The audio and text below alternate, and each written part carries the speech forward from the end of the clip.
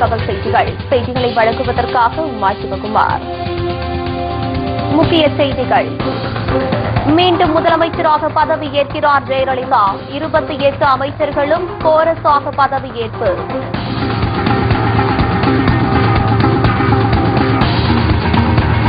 வெற்றிகரமாக விண்ணில் பாய்ந்தது இந்தியாவின் முதல் RLV-DD ராக்கெட். இஸ்ரோ விஞ்ஞானிகள் மகிழ்ச்சி.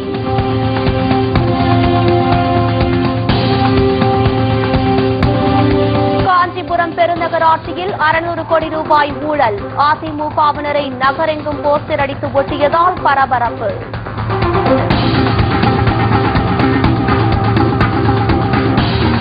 உத்தரகாண்டில் பயங்கர நிலச்சரிவு. 10க்கும் மேற்பட்டோர் பலி.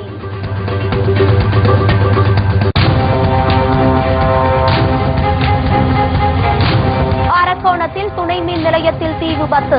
70க்கும் மேற்பட்ட கிராமங்கள் இருளில் முழுகின.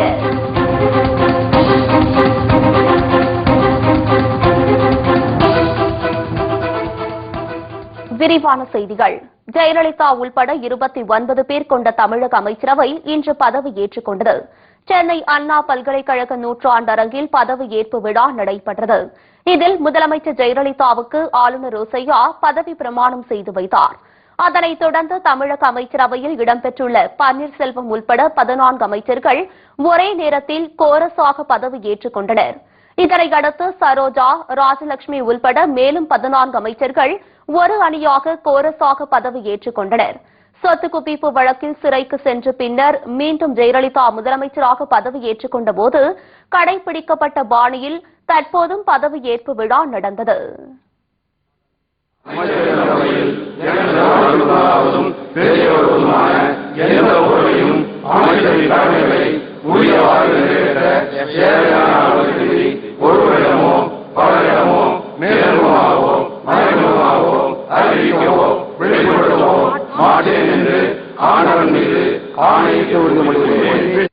முற்றிலும் இந்திய தொழில்நுட்பத்தில் தயாரான மறுபயன்பாட்டிற்குரிய முதல் RLV-DD ராக்கெட் இன்று காலை விண்ணில் வெற்றிகரமாக ஏவப்பட்டது.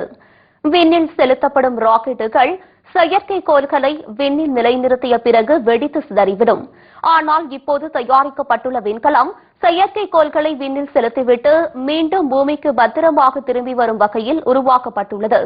இதற்காக RLV-DD என்கிற ராக்கெட்டை தயாரித்த இஸ்ரோ ஆந்திர மாநிலம் ஸ்ரீஹரிகோட்டாவில் உள்ள சதீஷ் தவான் ஏவுதளத்தில் இருந்து அந்த விண்கலத்தை வெற்றிகரமாக விண்ணில் ஏவியது. 95 கோடி ரூபாய் செலவில் உருவாக்கப்பட்ட இந்த ராக்கெட் இப்போது முதல் முறையாக தொழில்நுட்ப ரீதியில் சோதனை முறையில் ஏவப்பட்டுள்ளது. எதிர்காலத்தில் ராக்கெட் தயாரிப்பதற்கு பதிலாக இந்த விண்கலத்தை தொடர்ந்து பயன்படுத்தும் போது 10 மடங்கு அளவுக்கு செலவு குறையும் என்பது குறிப்பிடத்தக்கது. இந்திய விண்வெளி ஆய்வு வரலாற்றில் இது முக்கிய மைல்கல்லாகும். இந்திய விண்வெளி ஆய்வு மைய அமைப்பின் விஞ்ஞானிகளின் உழைப்புக்கு கிடைத்த மிகப்பெரிய வெற்றியாக இது கருதப்படுகிறது. உத்தரகாண்ட் மாநிலத்தில் நிகழ்ந்த நிலச்சரிவில் சிக்கி சுமார் 10 பேர் உயிரிழந்துள்ள சம்பவம் சோகத்தை ஏற்படுத்தியுள்ளது. உத்தரகாண்ட் மாநிலத்தில் பெய்து வரும் தொடர் மழையால் மக்களின் இயல்பு வாழ்க்கை பெரிதும் பாதிக்கப்பட்டுள்ளது. இந்நிலையில் அம்மாநிலத்தின் சக்கரத்தாவில் உள்ள தியோனி பகுதியில் நிகழ்ந்த நிலச்சரிவில் சிக்கி சுமார் 10 பேர் உயிரிழந்துள்ளனர். சம்பவ இடத்திற்கு விரைந்த மீட்பு படையினர் நிவாரணம் மற்றும் மீட்பு பணிகளில் ஈடுபட்டு வருகின்றனர். நிலச்சரிவில் சிக்கி மண்ணில் புதைந்தவர்களை மீட்கும் பணி துரிதமாக நடைபெற்று வருகிறது. கடந்த சில ஆண்டுகளுக்கு முன்பு உத்தரகாண்ட் மாநிலத்தில் பெய்த கனமழை வெள்ளத்தில் சிக்கியும் ஹரித்வார் பகுதியில் ஏற்பட்ட நிலச்சரிவில் சிக்கியும் சார்தாம் யாத்திரை சென்ற பல்லாயிரக்கணக்கானோர் வெள்ளத்தில் அடித்து செல்லப்பட்டும் உயிரிழந்தனர் என்பது குறிப்பிடத்தக்கது.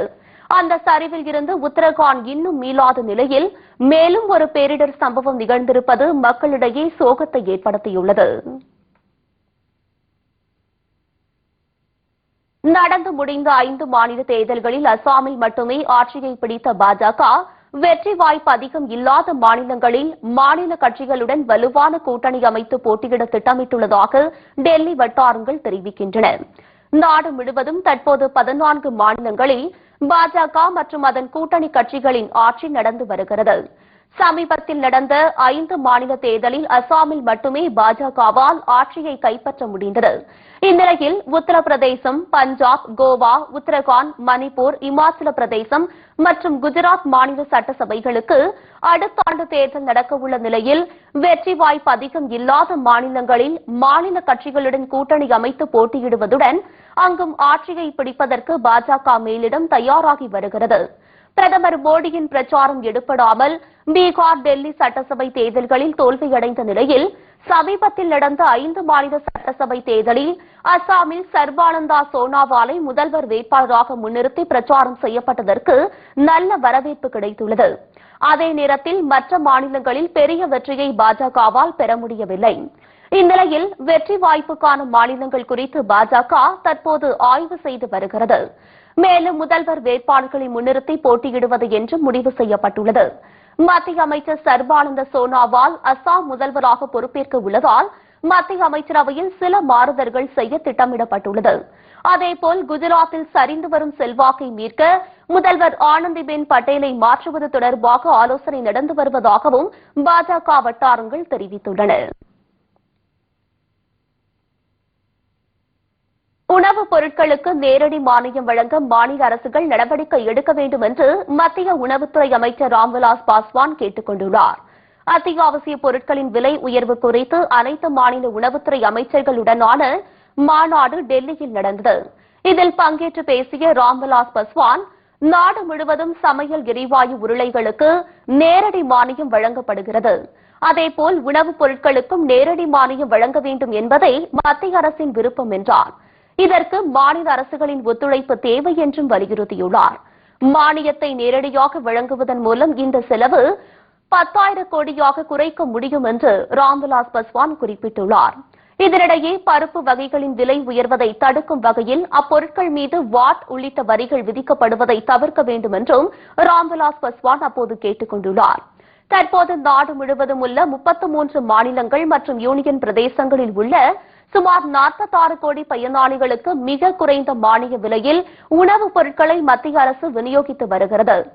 அரிசி, மண்ணெண்ணெய் உள்ளிட்ட ரேஷன் பொருட்களை மாநில அரசுகளுக்கு மத்திய அரசு குறைந்த விலையில் வழங்கி வரும் நிலையில் தமிழ்நாட்டின் முதலமைச்சர் ஜெயலலிதா ஏதோ தம் சொந்த சொத்தை விற்று ஏழை எளிய மக்களுக்கு இலவசமாக அரிசி வழங்குவதை போன்று விளம்பரம் செய்யப்பட்டு வருவது குறிப்பிடத்தக்கது. மோசூர் துணை மின் நிலையத்தில் டிரான்ஸ்பார்மர் வெடித்து தீ விபத்து ஏற்பட்டதன் காரணமாக அரக்கோணம் மற்றும் அதனை சுற்றியுள்ள சுமார் 70க்கும் மேற்பட்ட கிராமங்கள் இருளில் மூழ்கியது. அரக்கோணம் அடுத்த மோசூரில் உள்ள 110 கிலோவாட் துணை மின் நிலையத்தில் உள்ள மின்மாற்றிகள் திடீரென வெடித்து சிதறியதால் பயங்கர தீ விபத்து ஏற்பட்டது. மின் நிலையம் முழுவதும் தீப்பற்றி எரிந்ததை கண்டு அதிர்ச்சியடைந்த ஊழியர்கள் தீயணைப்புத் துறையினருக்கு தகவல் கொடுத்தனர். இதனை அடுத்து விரைந்து வந்த வீரர்கள் பல மணி நேரம் போராடி தீயை கட்டுக்குள் கொண்டு வந்தனர். துணை மின் நிலையத்தில் ஏற்பட்ட தீ விபத்தால் அரக்கோணம் நகரம் உள்பட சுமார் 70க்கும் மேற்பட்ட கிராமங்களில் மின்தடை செய்யப்பட்டதால் இருளில் மூழ்கினர். இதனால் மக்கள் விடிய விடிய தூக்கமின்றி கடும் அவதிக்கு ஆளாகினர். மின் வாரியம் தரமற்ற முறையில் தளவாட பொருட்கள் கொள்முதல் செய்வதே இதுபோன்ற விபத்துகளுக்கு காரணம் என்று அந்த கிராம மக்கள் புகார் தெரிவித்துள்ளனர். தரமில்லாத பொருட்களை கொள்முதல் செய்வதன் மூலம் மின் வாரியத்தில் கடந்த 5 ஆண்டுகளில் பல ஆயிரம் கோடி ரூபாய் அளவுக்கு ஊழல் முறைகேடுகள் நடந்திருப்பதாக அதிகாரிகள் தரப்பில் குற்றம் சாட்டப்படுகிறது. காஞ்சிபுரம் பெருநகராட்சியில் அதிமுக நகர்மன்ற தலைவர் தலைமையில் 600 கோடி ரூபாய் ஊழல் முறைகேடுகள் நடந்துள்ளதாக நகரம் முழுவதும் அக்கட்சியினரே போஸ்டர் ஒட்டியிருப்பது பெரும் பரபரப்பை ஏற்படுத்தியுள்ளது. நடந்து முடிந்த சட்டமன்ற பேரவைத் தேர்தலில் அதிமுக வசம் இருந்த காஞ்சிபுர சட்டமன்ற தொகுதி திமுக தட்டி சென்றது. இதனால் அதிமுகவினருக்குள் உட்கட்சி பூசல் விஸ்வரூபம் எடுத்து வருகிறது.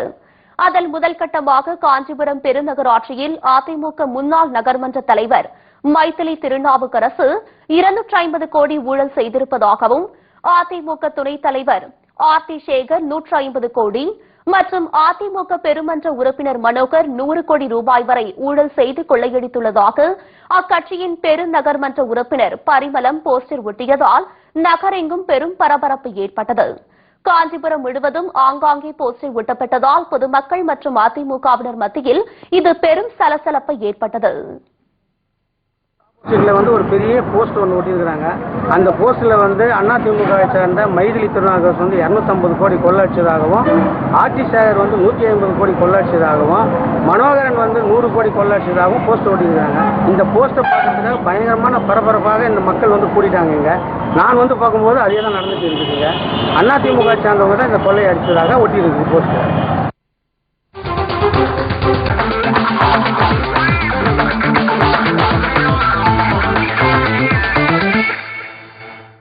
செய்திகள் தொடர்கின்றது.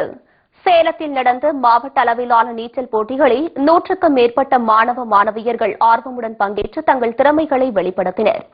சேலம் மாவட்ட அக்ரோடெக் நல சங்கத்தின் சார்பில் மாவட்ட அளவிலான நீச்சல் போட்டிகள் சேலம் மகாத்மா காந்தி விளையாட்டு மைதானத்தில் நடைபெற்றது. இதில் 5 வயது முதல் 18 வயதிற்குட்பட்ட மாணவ மாணவியர்கள் பங்கேற்றனர். 7 பிரிவுகளாக நடைபெற்ற இந்த போட்டிகளில் மாணவ மாணவிகள் திரளாக கலந்து கொண்டு தங்களின் திறமைகளை வெளிப்படுத்தினர்.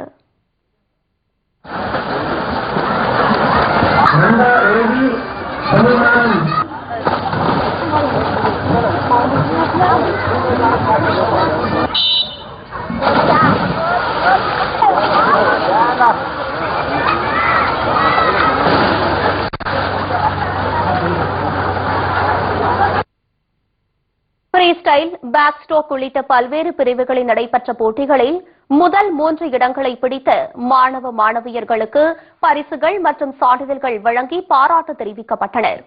100க்கும் மேற்பட்ட மாணவ மாணவியர் மற்றும் அவர்களின் பெற்றோர்கள் திரளாக கலந்து கொண்டனர். இந்த போட்டிகளில் வெற்றி பெறும் மாணவ மாணவியர்கள் மாநில அளவிலான போட்டிகளுக்கு தேர்வு செய்யப்பட உள்ளனர்.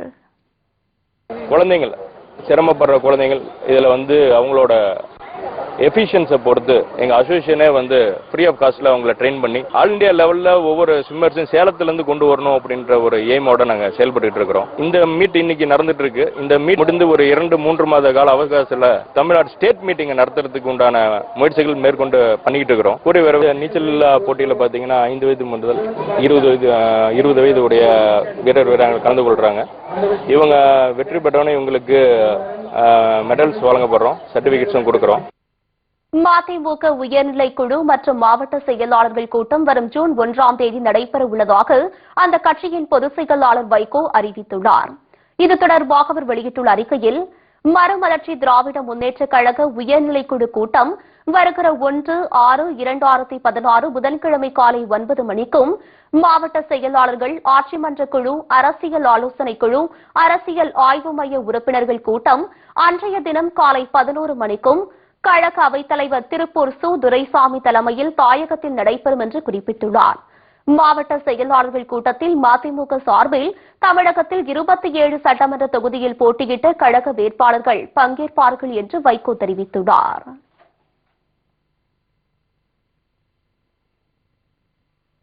இத்துடன் செய்திகள் நிறைவடைகிறது. மீண்டும் செய்திகள் மாலை 6 மணிக்கு. உண்மை செய்திகளை உள்ளது உள்ளபடி உடனுக்குடன் தெரிந்து கொள்ள தொடர்ந்து இணைந்திருங்கள் நமது கேப்டன் நியூஸ் தொலைக்காட்சியுடன். வணக்கம். மினி ஏரியில் படகு சவாரி ரத்து செய்யப்பட்டதால் சுற்றுலா பயணிகள் ஏமாற்றம் அடைந்தனர். குன்னூர் சிம்ஸ் பூங்காவில் 2 நாட்களாக பழக்கண்காட்சி நடந்தது. இதனை பல்லாயிரக்கணக்கான மக்கள் பார்த்து ரசித்தனர். இதேபோல் அங்குள்ள மினி ஏரியில் படகு சவாரி செய்ய பயணிகள் அதிக ஆர்வம் காட்டி வந்தனர். இந்நிலையில் படகு சவாரியை ரத்து செய்யப்பட்டதால் சுற்றுலா பயணிகள் மத்தியில் அதிருப்தி ஏற்பட்டுள்ளது. வரும் ஆண்டில் கோடை சீசன் காலங்களில் இதுபோன்ற நிலை ஏற்படாமல் சுற்றுலா பயணிகள் எவ்வித சிரமமுமின்றி பழக்கண்காட்சியையும் படகு சவாரியும் செய்து தரும் வகையில் தோட்டக்கலைத்துறையினர் நடவடிக்கை எடுக்க வேண்டும் என்று கோரிக்கை எழுந்துள்ளது. ஃப்ரூட் ஷோலாம் போட்டிருக்கேன்னு சொல்லியிருந்தாங்க. இந்த 2 டேஸா ஃப்ரூட் ஷோ நடக்குது. நேற்று இன்னைக்கும். ஆனால் இன்னைக்கு பார்த்தா நிறைய ஃப்ரூட்ஸ் எல்லாம் எதுவும் காணும். ஃப்ரூட் ஷோ முடிக்கு முன்னாடி நிறைய ஃப்ரூட்ஸ் எல்லாம் எடுத்துட்டு இருக்காங்க. வெறும் பேர் மட்டும்தான் இருக்குது. சரி, போட் ஹவுஸ் சுற்றி பார்க்கலாம் நல்லா போட் ஹவுஸ் க்ளோஸ் பண்ணிட்டு இருக்காங்க. ஆனால் ஃபேமிலியோட என்ஜாய் பண்ண எதுவுமே இங்கே இல்லை. நெக்ஸ்ட் இயர் வரும்போது இங்கே அதெல்லாம் இருந்தால் இன்னும் கொஞ்சம் நல்லா இருக்கும் எல்லாருக்கும் என்ஜாய் பண்ணுறதுக்கு.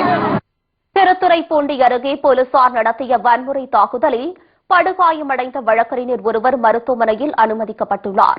திருத்துறைப்பூண்டி அருகே உள்ள மேலமருதூரை சேர்ந்தவர் வழக்கறிஞர் வல்லவன். இந்திய கம்யூனிஸ்ட் கட்சி ஒன்றிய கவுன்சிலரான இவர் கரியாப்பட்டினம் காவல் நிலையத்தில் அளித்த புகார் தொடர்பாக நடவடிக்கை எடுக்காதது ஏன் என்று வினவியுள்ளார். இதனால் அங்கு மஃப்டியில் இருந்த காவல்துறை உதவி ஆய்வாளர் மற்றும் காவலரும் சேர்ந்து வழக்கறிஞர் வல்லவனை தாக்கியுள்ளனர். இதில் படுகாயமடைந்த வல்லவன் திருத்துறைப்பூண்டி அரசு மருத்துவமனையில் சிகிச்சைக்காக அனுமதிக்கப்பட்டு வருகிறார். இதனை கண்டித்து நீதிமன்ற புறக்கணிப்பில் ஈடுபடும் வழக்கறிஞர் சங்கத்தினர் தாக்குதல் நடத்திய போலீசார் மீது நடவடிக்கை எடுக்க கோரி மாவட்ட காவல்துறை கண்காணிப்பாளரிடம் புகார் மனு அளிக்க உள்ளனர். செங்கல்பட்டு நீஞ்சல் மடுவு தடுப்பணை பராமரிப்பில் பொதுப்பணித்துறை தொடர்ந்து அலட்சியம் காட்டி வருவதால் மகாலட்சுமி நகரை விட்டு வெளியேற முடிவு செய்துள்ளதாக அப்பகுதி மக்கள் தெரிவித்துள்ளனர். செங்கல்பட்டு புறவழி சாலை அருகே அமைந்துள்ள மகாலட்சுமி நகர் குடியிருப்பை ஒட்டியுள்ள களத்துரான் கால்வாய் நீர் நீஞ்சல் மடுவு பகுதியை கடந்து பிவி களத்தூர் ஏரிக்கு செல்கிறது. இந்நிலையில் நீஞ்சல் மடுவு பகுதியில் பொதுப்பணித்துறையினர் தடுப்பணை கட்டி நீர்த்தேக்கம் செய்தனர். இதனால் கடந்த பருவமழையின் போதே இந்நகரின் முதல் தளம் வரை பல குடியிருப்புகள் முழுகியதால் மக்கள் தங்கள் உடைமைகளை இழந்து பெரும் பாதிப்புக்கு ஆளாகினர். மழை வந்ததுங்க. மழை வந்தது எல்லாருக்குமே நல்லா தெரியும். ஆனால் அந்த மழையில் நாங்கள் ரொம்ப பாதிக்கப்பட்டோம், ரொம்ப பெருமளவு பாதிக்கப்பட்டோம். ஒரு தடவை இல்லை 2 தடவை நாங்கள் பாதிக்கப்பட்டோம். அதுக்கான காரணம், பிரதான காரணம் என்னன்னு கேட்டிங்கன்னா, இந்த பக்கத்தில் இங்கே இருக்கிற தடுப்பணையால் தான் எங்களுக்கு காரணமே. இந்த தடுப்பணை முறையாக கட்டினதே கிடையாது. அது முறையாக கட்டல, போர் பிளானிங். அதனால தான் எங்களுக்கு இங்கே தண்ணியை இந்த அளவுக்கு வந்ததுக்கான காரணமே அதுதான். தண்ணி அங்கே போகிறதுக்கு வழியே இல்லை. அதுவும் இல்லாமல் அவங்க கொடுத்துருக்கிற அந்த 6 ஷட்டரும் சரியாக இயங்கவே இல்லை. தடுப்பணை எடுத்துட்டு ஒரு ஷட்டரோ இல்லை போடணும், போட்டு எங்களுக்கு தண்ணி உள்ள வராத மாதிரி எங்களுக்கு ஏற்பாடு பண்ணி கொடுக்கணுங்க. இது மக்களை பாதிக்கும் தடுப்பணை குறித்து முறையாக விசாரணை மேற்கொள்ளப்படும் என்று மாவட்ட நிர்வாகம் அப்போது உறுதியளித்தது. ஆனால் இதுவரை நடவடிக்கை எடுக்கப்படாத நிலையில் 2 நாட்களுக்கு முன்பு பெய்த மழையால் மகாலட்சுமி நகர் வெள்ளத்தில் மூழ்கியது. நீர் ஆபத்தை மாவட்ட ஆட்சியரிடம் தெரிவித்தும் பொதுப்பணித்துறை அலட்சியம் செய்து வருவதால் மகாலட்சுமி நகரை விட்டு வெளியேற மக்கள் முடிவெடுக்கும் நிலைக்கு தள்ளப்பட்டுள்ளனர். தடுப்பணைனால தாங்க இப்ப மகாலட்சுமி நகரே பாதிக்கப்பட்டிருக்கிறோம். முதல்ல பாதிக்கப்படுறது அமராவதி தெருவில் இருக்கிற எங்க முதல் வீடு தாங்க. இப்ப 2 நாள் மழையிலேயே ஒரு 4 அடி தண்ணி எங்க வீட்டை சுத்தி தேங்கி நின்றுடுதுங்க. வெளியிலே வர முடியல, அவசரஸ்ட் ஆயிட்டோம். பாம்பெல்லாம் படிக்கட்டு ஏறி மேல வர ஆரம்பிச்சிடுது. இதனால உயிர் சேதம் ஏற்படக்கூடிய வாய்ப்புகள் எல்லாமும் இருக்குது. அதனால நீங்க இதுக்கு தக்க நடவடிக்கை எடுக்குமாறு கேட்டுக்கொள்கிறேன்.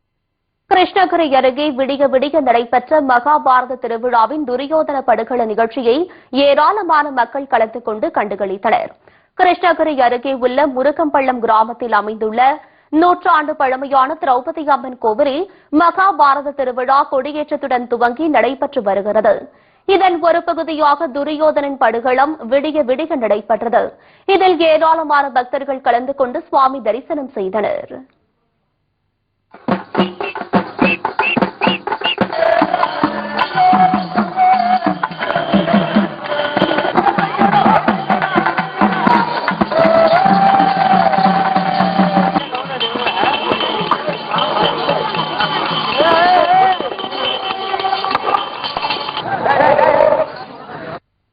இதேபோல் தளி அருகே பழமை வாய்ந்த ஸ்ரீ மல்லேஸ்வர சுவாமியின் 69ஆம் ஆண்டு ரதோற்சவ விழா வெகு விமரிசையாக நடைபெற்றது. இத்திருவிழாவில் தமிழகம், கர்நாடகா ஆகிய 2 மாநில பொதுமக்கள் ஏராளமானோர் கலந்து கொண்டு சுவாமி தரிசனம் செய்தனர்.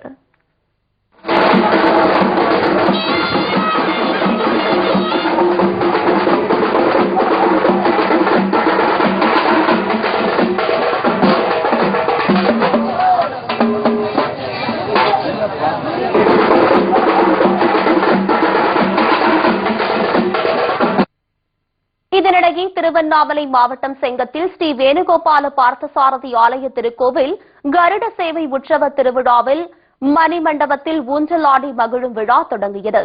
இதனால் பக்தர்கள் கூட்டம் அதிகம் காணப்படுவதாலும் இவ்விழாவில் எவ்வித அசம்பாவிதங்களும் ஏற்படாமல் இருக்க செங்கத்தில் பலத்த போலீஸ் பாதுகாப்பு போடப்பட்டுள்ளது. இளைஞர்கள், பெண்கள், மாணவர்கள் என எவரையும் விட்டு வைக்காத மது கலாச்சாரம் தற்போது பெற்ற தாயே தன் குழந்தைக்கு மதுவை கொடுத்துவிட்டு தானும் மது அருந்தி போதையில் தள்ளாடும் அவல நிலை திருத்துறைப்பூண்டியில் அரங்கேறியுள்ளது. கோடி கோடியாய் கொள்ளையடிக்க தெருவுக்கு தெரு அதிமுக அரசு மதுக்கடைகளை திறந்து ஏழை மக்களின் வாழ்க்கையை சீரழித்து வருகிறது. மதுவால் அனைத்து தரப்பு மக்களும் அடிமையாகி வரும் நிலையில் திருவாரூர் மாவட்டம் திருத்துறைப்பூண்டியில் பெற்ற தாயே தன் குழந்தைக்கு மதுவை கொடுத்துவிட்டு தானும் மது அருந்தி போதையில் படுத்து கிடக்கும் காட்சி பார்ப்போர் நெஞ்சை பதற வைக்கிறது. பெரும்பாலும் கூலி தொழிலாளிகள் தங்கள் குடும்பத்தோடு மது அருந்தும் கலாச்சாரம் நாளுக்கு நாள் பெருகி வருகிறது. மாமனும் மைத்தினரும் ஒன்றாக குடித்த காலம் மாறி தற்போது தந்தையும் மகனும் டாஸ்மாக் கடையில் சரக்கு வாங்கி ஒன்றாக அமர்ந்து ஊற்றி குடிக்கும் கலாச்சாரம் தமிழ்நாட்டில் தற்போது அரங்கேறி வருகிறது. இது எதிர்கால சந்ததியினருக்கு பேராபத்து என்று எச்சரிக்கின்றனர் சமூக ஆர்வலர்கள். சீர்காழியில் குடிநீர் வழங்காத ஊராட்சி நிர்வாகத்தை கண்டித்து காலி குடங்களுடன் பெண்கள் சாலை மறியலில் ஈடுபட்டதால் பரபரப்பு ஏற்பட்டது. நாகை மாவட்டம் சீர்காழியை அடுத்த வழுதலைக்குடி கிராமத்தில் கடந்த 7 நாட்களாக குடிநீர் முறையாக வழங்கப்படவில்லை என கூறப்படுகிறது. இது தொடர்பாக பலமுறை புகார் அளித்தும் ஊராட்சி நிர்வாகம் எந்த நடவடிக்கையும் எடுக்காததால் ஆத்திரமடைந்த பொதுமக்கள் சீர்காழி திருமுல்லை வாசல் சாலையில் திடீர் மறியல் போராட்டத்தில் ஈடுபட்டனர். 100க்கும் மேற்பட்டோர் காலி குடங்களுடன் போராட்டத்தில் ஈடுபட்டதால் அந்த பகுதியில் 1 மணி நேரத்திற்கு மேலாக போக்குவரத்து பாதிக்கப்பட்டது. யாருமே கண்டுக்கல.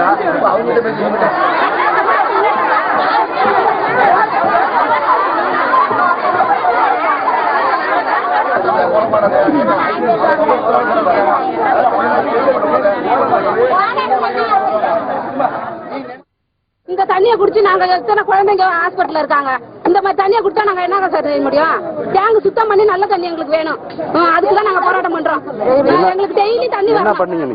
நாங்க இதை வரலையும் ஒண்ணும் பண்ணல. சரி செஞ்சு கொடுப்பாங்கன்னு தான் அமைதியா இருந்தோம். சீர்காழி பகுதியில் 1 லட்சம் ரூபாய் மதிப்பில் அமைக்கப்பட்ட மினி டேங்க் திறக்கப்படாததை கண்டித்தும் குடிநீர் வழங்காததை கண்டித்தும் ஊராட்சி நிர்வாகத்திற்கு எதிராக பொதுமக்கள் முழக்கங்களை எழுப்பினர்.